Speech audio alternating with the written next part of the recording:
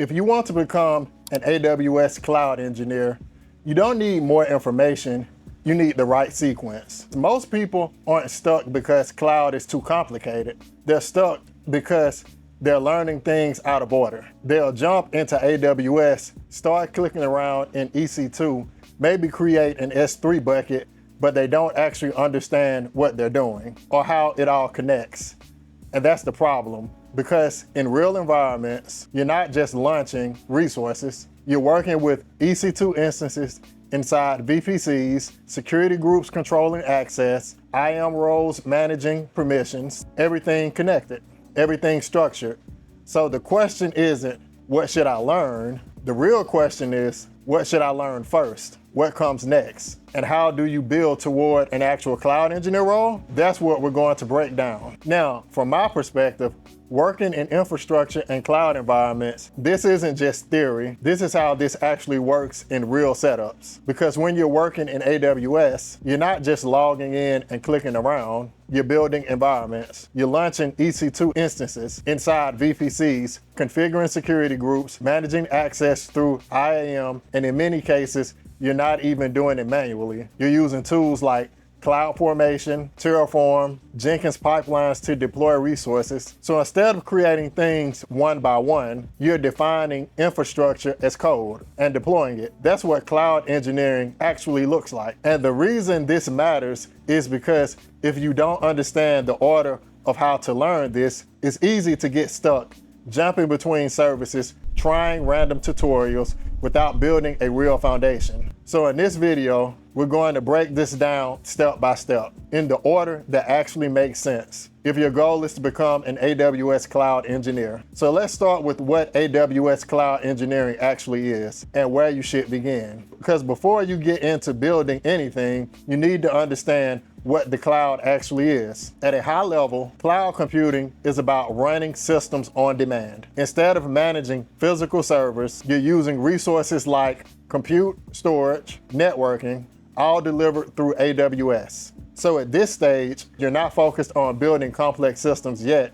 You're focused on understanding what the cloud is, how it works, and how these resources are used inside an environment. That includes concepts like on-demand resources, scalability, high availability, and how pricing works in the cloud. And this is exactly what's covered in the AWS Certified Cloud Practitioner. It's not about deep engineering, it's about understanding the environment you're working in. Now, once you understand that, then you move into what cloud engineering actually looks like, because now you're working with specific services inside AWS. On the compute side, you're working with EC2 instances, launching virtual machines, connecting to them, configuring what runs on them. On the storage side, you're working with S3, storage data, managing access, hosting content. Then you have IAM, which controls access, users, roles, policies, making sure everything has the right permissions. And then networking inside a VPC,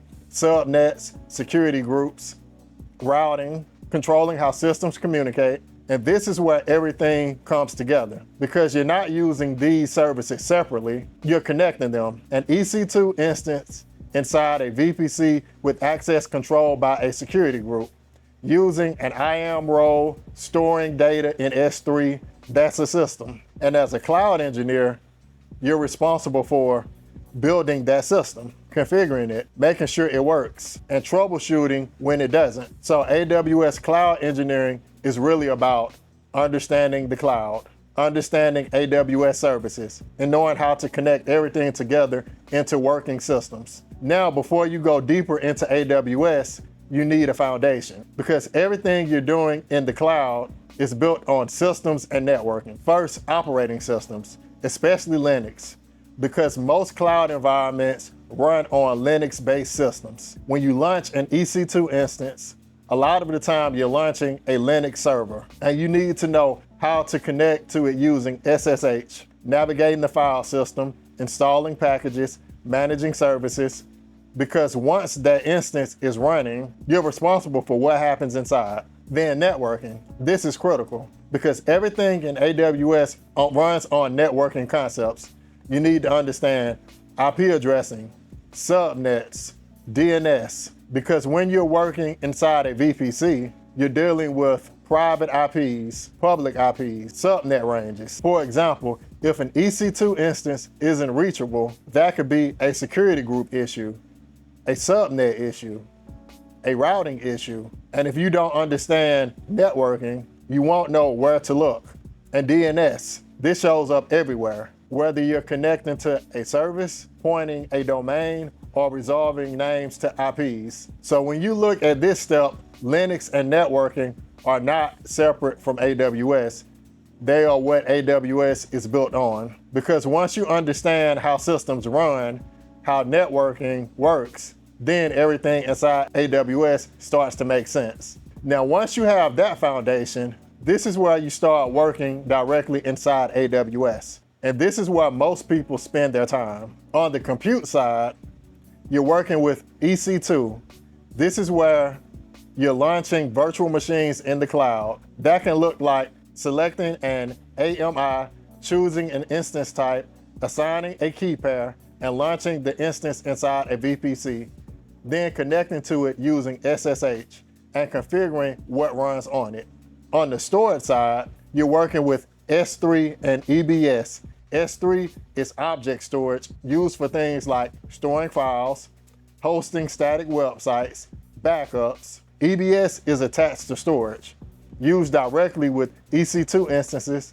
Then you have IAM, which controls access, creating users, assigning roles, writing policies, making sure the right services and people have the right permissions. And then networking. Inside of VPC, this is where everything connects. You're working with subnets, route tables, security groups, controlling what's public, what's private, and what can communicate. Now, this is where things become real, because you're not just learning services, you're putting them together. For example, you might launch an EC2 instance, place it inside a private subnet, control access with a security group, assign an IAM role, and store data in S3. Now you're building systems. And this is where most people get stuck. They learn EC2, they learn S3, they learn IAM, but they don't learn how they connect. And in real prod environments, that's the job. Not knowing services individually, but understanding how to use them together. So at this stage, you're not just learning AWS, you're learning how to build systems inside AWS. Now, this is where things really start to come together, because learning EC2, S3, IAM, and VPC individually is only part of the process. The real skill is understanding how they work together, because in real environments, you're not launching one service at a time, you're building systems. For example, let's say you're deploying an application. You might have an EC2 instance running your application inside a VPC, placed in a specific subnet. That subnet could be private, meaning it's not directly accessible from the internet. Now, if users need to access that application, you might have a load balancer in front of it, routing traffic into your environment. Access is controlled through security groups, network rules, making sure only the right traffic gets through. And then permissions are handled through IAM, so your EC2 instance can access S3, pull data, interact with other services without exposing credentials. Now, all of these pieces are connected. If something breaks, it could be anywhere. A security group blocking traffic, a subnet misconfiguration, an IAM role missing permissions, and your job is to understand how all of this fits together. Because cloud engineering is not about knowing one service, it's about understanding systems, how traffic flows, how services connect, how permissions are handled. And this is the shift most people never make. They stay at the level of, I know EC2, I know S3, but they don't understand how to design and troubleshoot systems. So at this stage, you're moving from learning AWS services to thinking in architecture. Now, this is where everything starts to come together, because at this point, you don't just want to learn AWS, you need to start building. Because this is how you go from, I understand the concepts, to, I can actually do this. And this is where projects come in. At a basic level, you might start with something simple like launching an EC2 instance, connecting to it using SSH, installing a web server, and hosting a basic website. Then you take it a step further. Instead of just launching it, you place that EC2 instance inside a VPC. You define a subnet, a security group, and control how traffic reaches it. Now you're not just launching resources, you're building environments. Then you can expand from there. Store files in S3, configure permissions using IAM roles, so your application can access data securely. Now you're working across multiple services. And this is where real learning happens, because things won't always work the first time. You might launch an EC2 instance, but you can't connect to it. Now you have to figure out, is it the security group? Is it the subnet? Is it the route table? That troubleshooting process is what builds real skill. And over time, you start combining everything. An EC2 instance running an application inside a VPC with controlled access. Connect to S3 using IAM roles. Now you're building systems. And that's the goal at this stage. Not just watching tutorials, but actually building and troubleshooting in AWS, because that's what prepares you for real cloud engineering work. Now let's talk about certifications, because this is where a lot of people get confused. Certifications are part of the process, but they need to be in the right position. The starting point for most people is the AWS Cloud Practitioner. This is where you build that foundational understanding. You're learning what AWS services are, how the cloud works, how resources are structured. It's not deep engineering, but it gives you the context you need. Then from there, you move into the AWS Solutions Architect Associate. This is where things level up. Now you're expected to understand how services connect, how to design systems, how to make decisions around architecture. You're no longer just identifying services, you're understanding how to use them together. And this is where certifications start to align more closely with real world work, because now you're thinking in terms of architecture, design, system behavior. Now, from my experience, this progression matters. Starting with Cloud Practitioner, then moving into Solutions Architect gives you a structured path. But at the same time, certifications should support what you're building. If you're studying for Solutions Architect, you should also be launching EC2 instances, working inside VPCs, configuring IAM roles, because that combination is what actually builds skill. So certifications are valuable, but they work best when they're paired with real experience. And that's how you want to approach this step. Now, once you understand AWS services and you've started building projects, this is where you level up, because in real environments, you're not manually clicking through AWS every time you need to deploy something. You're automating it. This is where infrastructure as code comes in. Instead of logging into AWS, launching EC2s, configuring everything manually, you define your infrastructure in code and deploy it. On the AWS side, that often looks like CloudFormation. You're writing templates, defining things like EC2 instances, VPCs, subnets, IAM roles, all in code. Then you deploy it, and AWS builds the environment for you. Another approach is using Terraform, which works across multiple platforms. So instead of being tied to AWS, you can define infrastructure in a way that works across environments. Now, this is where tools like Jenkins come in, because in real setups, you're not just running these manually, you're using pipelines. For example, you might push code to a repository and Jenkins triggers a deployment. That deployment could run a CloudFormation template or execute Terraform and build your infrastructure automatically. Now, instead of manually creating resources, you're deploying environments. And this is the shift from launching resources